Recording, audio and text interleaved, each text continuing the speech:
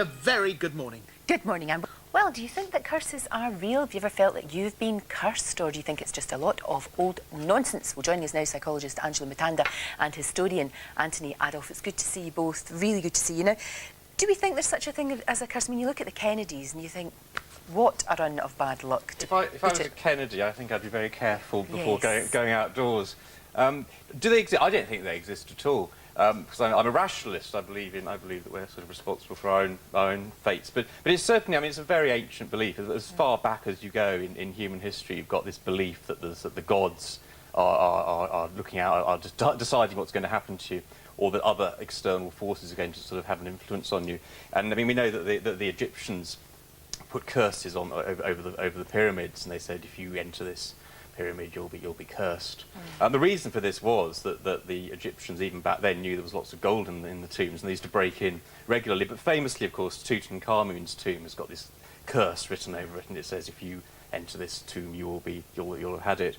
And then famously, Lord Carnarvon, who bankrolled the expedition to get into the tomb, died very soon afterwards of an insect bite. And then after that, all these mysterious deaths started taking place. His dog, back in England, dropped dead almost at the same time. All the lights went off in Cairo. And then over the next few years, 11 people who were involved in the dig, one way or another, died either in accidents, or they died unnaturally young. But excuse me for saying, though, for someone who you say you don't believe in curses, if you walk into somewhere that says, don't come in here, otherwise you're in big trouble, and you walk in, and I mean, you die, your dog dies, 11 other people that walked in there die, surely there's got to be something to that. Well, What's that all about? Well, you start to wonder, don't you?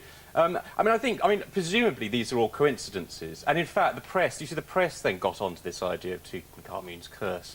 And then if anyone connected to that dig died, and one of them died at about the age of 80, they said, oh, the curse has stuck. So eventually, you know, and then any connection. And then, in fact, I think even some sort of make of car was involved, and then the car firm went bust 100 years later. Oh, that could be, you know, so I think it becomes self-perpetuating. But I think if you, I mean, the idea of a curse, if I want you to do something, I can say, I'm going to, you know, I'll curse you if you don't.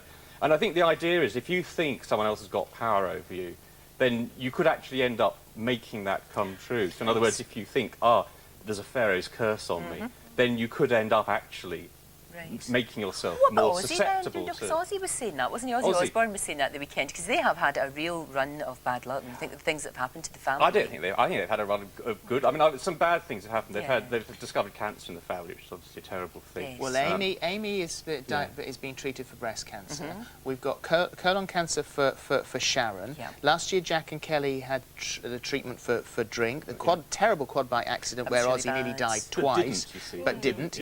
Thieves stole broke into the house and stole £2 million worth of jewels. Last month, the living room caught fire.